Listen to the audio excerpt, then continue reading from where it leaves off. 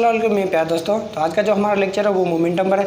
सबसे पहले मोमेंटम की डेफिनेशन पढ़ेंगे, उसके बाद जो मोमेंटम जो किस पर डिपेंड करते हैं वो पढ़ेंगे, उसके बाद मोमेंटम का फार्मूला पढ़ेंगे, उसके बाद जो मोमेंटम के रिलेटेड मैंने केमिस्ट्री दिया वो हम सोल्व करेंगे। उसके बाद हमारा मोमेंटम जो टॉपिक है वो खत्म हो जाएगा। तो आइए स्टार्ट करते हैं मोमेंटम। तो मोमेंटम की डेफिनेशन क्या है कि the momentum of an object is equal to the mass multiplied by the velocity of the object. कि जब भी हम किसी भी चीज़ का मोमेंटम मालूम करेंगे तो हम उसका जो मास है उसको हम उसकी वेलोसिटी से मल्टीप्लाई करेंगे तो हमको उसका मोमेंटम मिल जाएगा। तो ये थी मोमेंटम की डेफिनेशन। अब हम पढ़ेंगे कि मोमेंटम किस पर जो डिपेंड करता है। कि the momentum depends upon the quantity of mass and velocity. कि मोमेंटम है वो मास और वेलोसिटी दोनों पर डिपेंड करता है। कि जब भी हम मास और वेलोसिटी दोनों को मल्टीप्लाई करेंगे ना तो हमको मोमेंटम मिलेगा। तो ये भी दोनों पर डिपेंड करता है, मास पर भी डिपेंड करता है, वेलोसिटी दोनों पर डिपेंड करता है। जो करता है कि जब भी हम कि जितना ज़्यादा मास होगा उतनी ज़्यादा मोमेंटम होगी, कि जितना ज़्यादा वेलोसिटी होगी उतनी ज़्यादा जो मोमेंटम होगी। तो मैंने यहाँ पे मैंने सेम पॉइंट लिखी है कि greater the mass greater will be momentum. कि जितना ज़्यादा मास होगा उतनी ज़्यादा मोमेंटम होगी। तो faster the speed greater will be the momentum.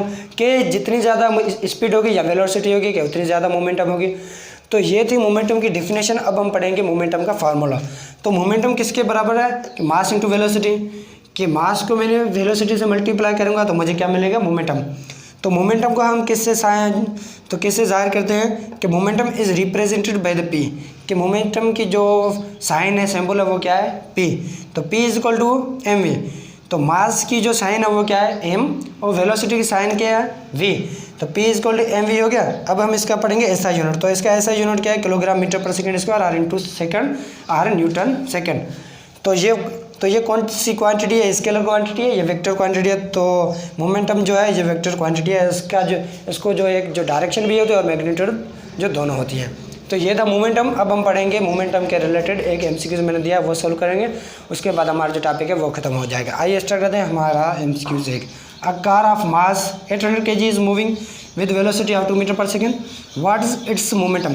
कि एक जो कार है उसका जो मास है वो 800 kg है और उसकी जो वेलोसिटी है 2 मीटर पर सेकेंड है। और अब उसका जो मोमेंटम वो क्या होगा, तो आइए मालूम करते हैं। स्टेप नंबर 1 क्या कह रहा है, सबसे पहले हम डेटा निकालेंगे। तो डेटा में मास कितना है, 800 kg, और वेलोसिटी कितनी है, 2 मीटर पर सेकेंड। और हमको मालूम क्या करना है कि हमको मालूम क्या करना है कि मोमेंटम। तो मोमेंटम किसके बराबर है कि momentum is equal to m v. तो मास कितना दिया था 800 और जो वेलोसिटी कितना दी थी 2 मीटर पर सेकेंड। तो हम 800 को 2 से मल्टीप्लाई करेंगे तो कितना आंसर आएगा, 1600 किलोग्राम मीटर पर सेकेंड आंसर आएगा। तो ये था मोमेंटम का टॉपिक और एक था एमसीक्यू। तो मैं उम्मीद करता हूँ कि आप सब लोगों को मेरा जो आज का जो टॉपिक था मोमेंटम पर वो आप सब लोगों को अच्छी तरह से समझ आया होगा। तो आप मेरे यूट्यूब चैनल को सब्सक्राइब कर दो, बेल आइकन को ऑन कर दे, जैसे कि मेरी हर आने वाली वीडियो का नोटिफिकेशन आपको मिलता है।